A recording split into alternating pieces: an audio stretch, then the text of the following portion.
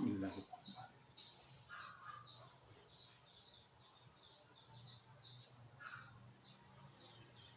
Assalamualaikum ya Rasulullah. Assalamualaikum ya Nabi Allah. Assalamualaikum ya Habibullah.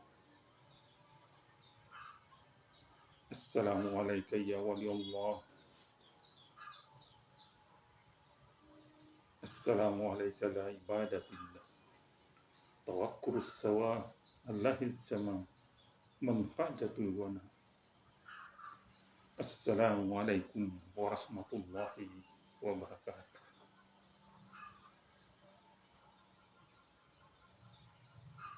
Dengan kudrat dan iradat Allah Subhanahu wa Ta'ala, dengan zat Allah yang bergerak,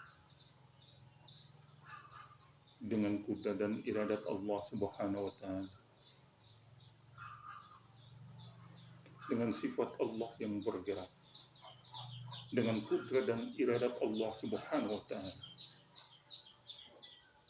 dengan asma Allah yang bergerak, dengan kudrat dan iradat Allah Subhanahu wa Ta'ala, dengan af'al Allah yang bergerak, dengan kudrat dan iradat Allah Subhanahu wa Ta'ala, dengan sirullah Allah yang bergerak. La tetap dah illa bismillah. Alhamdulillah wa syukurillah wa nikmatillah. Istri, anak-anak, cucu, dan saudara-saudaraku sekalian yang berada di semua arah.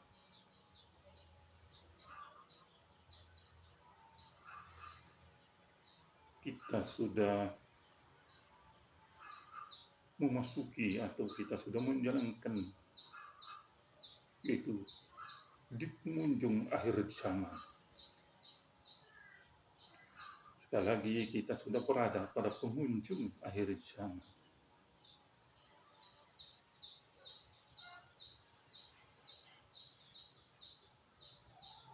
Untuk itu,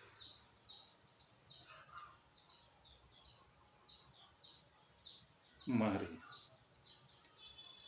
kita berbagi ilmu, berbagai wawasan,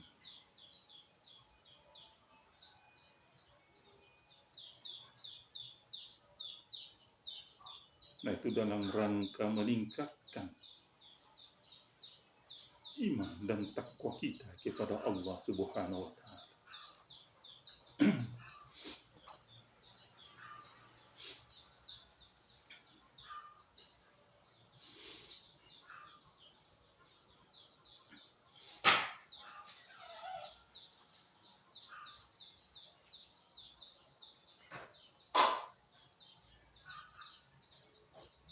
Kita melihat pada penghujung akhir zaman,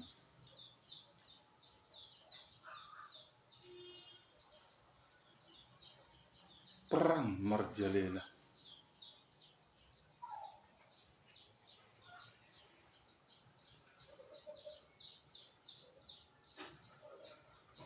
di mana-mana,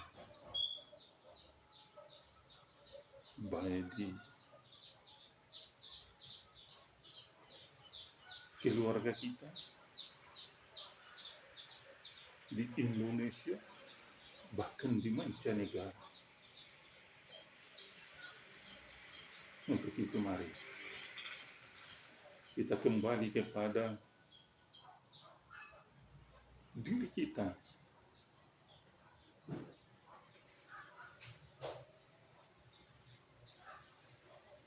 Apa kata Rasul? Yang aku takutkan setelah selesai menghadapi perang yang begitu besar, tetapi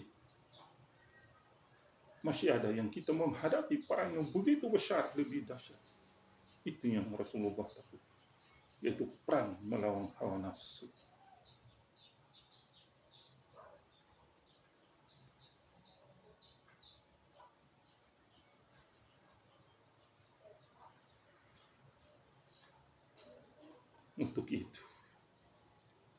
Mari kita koreksi diri kita.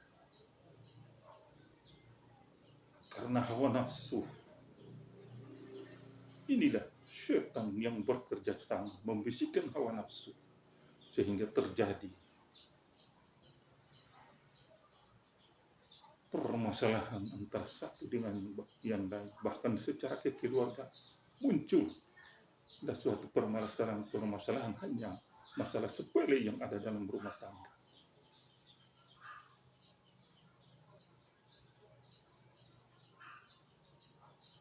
Contoh yang kecil tetapi besar dosanya, yaitu dalam rumah tangga. Mulai dari pagi, bangun pagi kadang si mama maupun si bapak, ayah atau ibu sudah mulai menyuruh anak-anaknya untuk melaksanakan aktivitas, untuk bangun,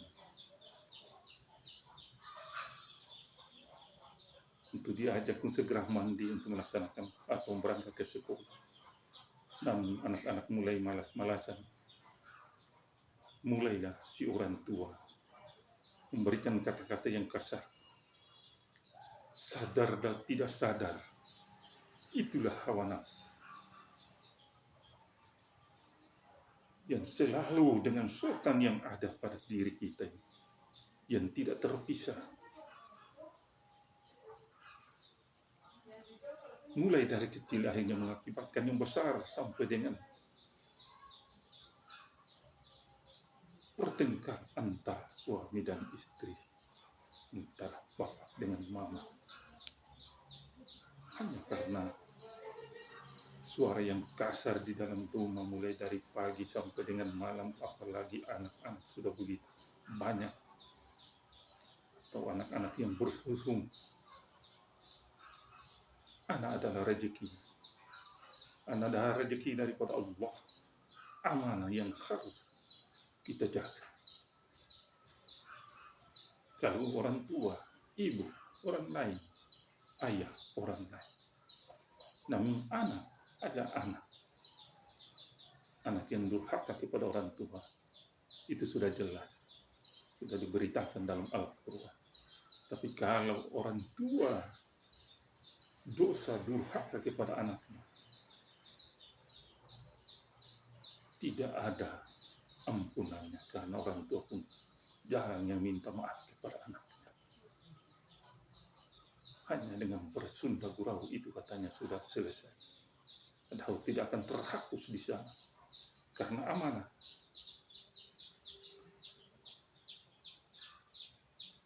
Kalau dari pagi kata-kata makian, kata-kata kotor, apalagi sampai dengan kata-kata binatang anjing, babi, itu biasa keluar di mulut sang orang tua. Anak tadi semua dengar. Perlu diketahui, orang tua adalah guru besar untuk anak. Dan anak itu apalagi yang belum bisa berbicara, dia hanya mendengar, memori, masuk ke dalam tubuhnya. Bahwa inilah kata-kata orang tua. Anaknya tadi menerima semua apa yang ada. Kenapa? Karena majahar orang tua, majahar bapak, majahar mama ada di sang anak. Begitu pula kita, majahar orang tua kita juga ada di kita. Itu dari majahar Allah, Muhammad, bapak dan ibu.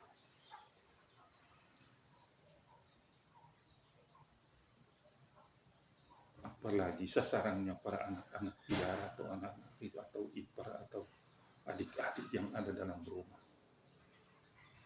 Walaupun pekerjaannya sudah merasa cukup kata mereka, atau dalam hati mereka, atau kemampuan mereka seperti itu, tapi masih juga kata-kata bahwa kerja apa tangan. Perlu saya ingatkan,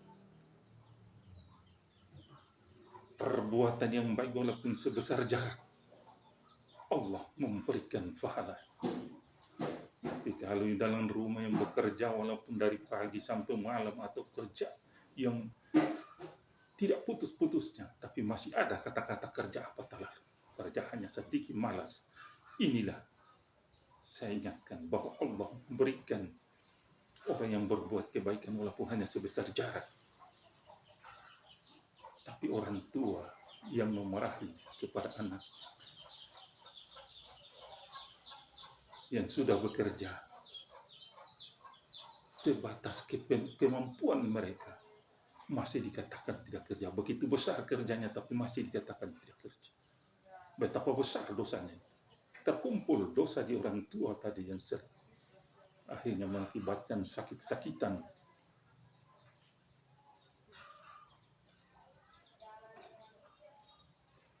Setiap hari sakit-sakit, berangkat ke dokter, bawa pulang obat satu gerobak, maka tidak akan sembuh. Karena yang sakit adalah penyakit hati. Penyakit hati sulit untuk diobati. Hanya ada satu jalan untuk mengobati penyakit hati, yaitu dengan bertobat, sholat, dan berzikir. Hanya kalau dengan perkataan saja bahwa aku bertobat, beristighfar, mengambil air wudhu, hanya sekedar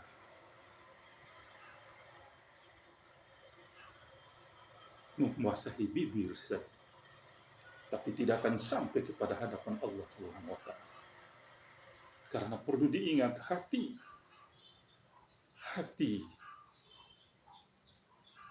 kita ini, hati pada seluruh umat manusia, hati adalah tauhid ilahiyah yang harus dibersihkan. Saya perlu ingatkan ini, bahwa sepanjang masih ada iri hati di dalam hati, rasa bodoh, rasa dengki, marah, emosi karena dikuasai oleh setan yang menengku hawa nafsu dan diakui oleh akal, sepanjang itu pula masih ada iri hati dari luar akan masuk, sakit hati dari luar itu akan masuk.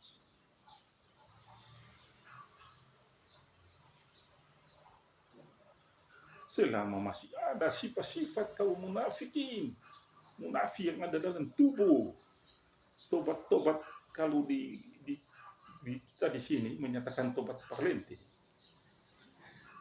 tobat yang tidak sungguh-sungguh. Bila saya tobat dulu, besok lagi saya buat. Itu golongan-golongan kaum munafik.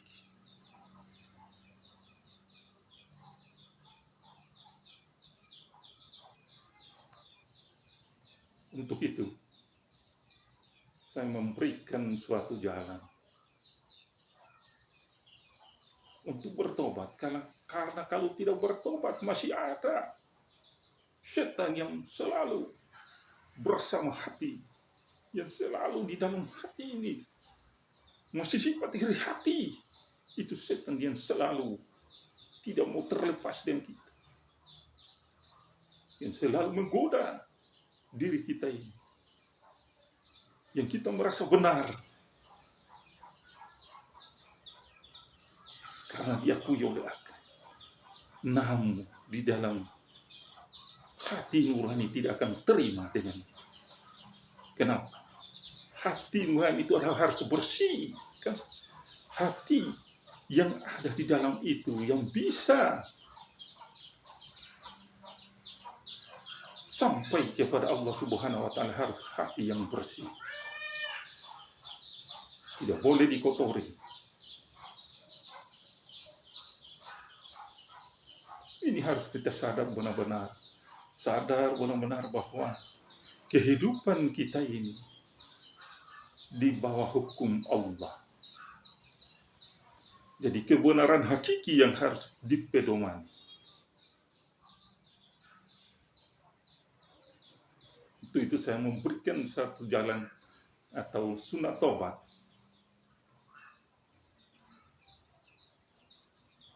kita mengambil ayat-ayat yang ada dalam Al-Quran yang dihalalkan oleh Allah, oleh Islam, yang tidak keluar daripada Al-Quran.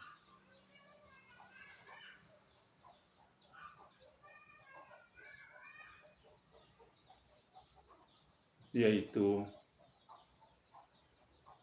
setelah pembersihan hati, ketenangan hati, ambil air wudhu dan berdiri untuk melaksanakan sholat tobat 2 rakaat. Sholat tobat 2 rakaat. Setelah Fatihah, ambil ayat-ayat pendek.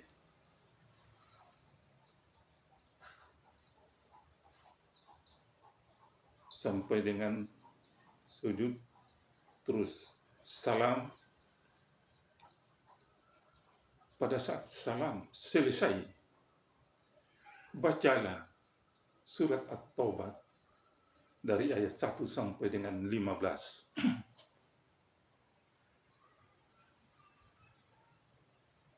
Setelah itu sujud kembali, mohon ampun kepada Allah segala kesalahan dan kehilapan yang dilakukan selama ini, secara sengaja maupun tidak sengaja. Mohon ampun yang benar. Lakukan itu terus. Ampunilah segala kesalahan dan kehilapan.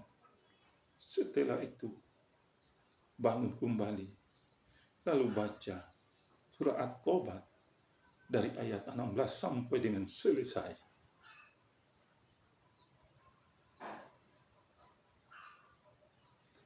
Setelah selesai,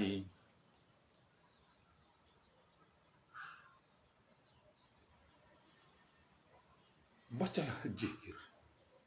Tarikan napas yang pertama dengan kalimat Subhanallah, Subhanallah, Subhanallah, yang sungguh-sungguh membersihkan hati, membersihkan semua hadas-hadas yang ada pada diri. Subhanallah, Subhanallah, terus Subhanallah. Nur Muhammad membakar semua hadas yang ada pada diri. Subhanallah, menyesali semua kesalahan dan kehilapan. Tarik Subhanallah, Subhanallah, membersihkan semua hadas yang ada pada diri. Subhanallah, Subhanallah, karena Subhanallah adalah pengganti Allah. Apa kata Allah? Subhanallah pengganti diriku. Maka dengan kalimat Subhanallah terus menerus merasakan di dalam hati tadi pembersihan. Nur Muhammad membakar semua hadas yang ada pada tubuh kita, sampai dengan merasa sudah selesai. Stop berzikir,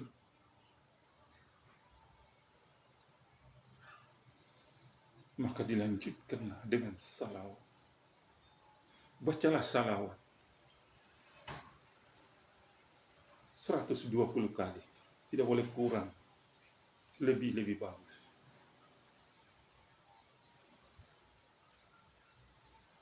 Setelah selesai salawat, bacalah Rabbi kufurli wali walidayya warhamhuma rabbayana shaghira 44 kali, tidak boleh kurang, lebih bagus.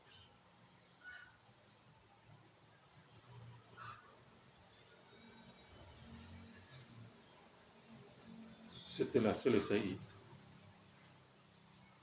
bacalah beristighfarlah 7 kali, dan selesai itu bacalah Fatihah. Setelah sampai dengan iyyaka na'budu wa iyyaka nasta'in, stop. Lalu ya Allah, ampunilah segala kesalahan dan kehilapan saya, dan terimalah amalanku, terimalah tobatku ini. Baru dilanjutkan ihdinas syiratal mustaqim sampai dengan selesai. Setelah itu doa syukur. Wa syukur alhamdulillah ya Allah. Itulah dilaksanakan berulang-ulang kali. Laksanakanlah berulang-ulang kali. Kalau sudah merasa diri ini sudah mulai kotor, sudah mulai, laksanakanlah sunat taubat. Carilah waktu yang tepat. Ada kesempatan. Laksanakan. Waktunya kapan saja. Yang penting ada kesempatan. Kalau selesai isya waktunya cukup panjang. Bagus.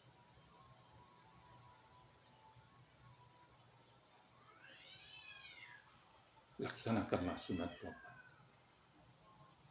Karena hanya dengan kesucianlah, dengan kesucian hati, sholat kita, ibadah kita, dan amal-amal yang lainnya bisa akan diterima oleh Allah Subhanahu wa Ta'ala.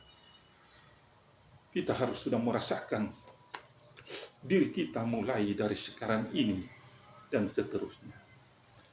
Seandainya kalau, kenapa doa saya ini tidak dijawab atau belum dijawab oleh Allah, berarti bersihkan hati. Masih ada kesalahan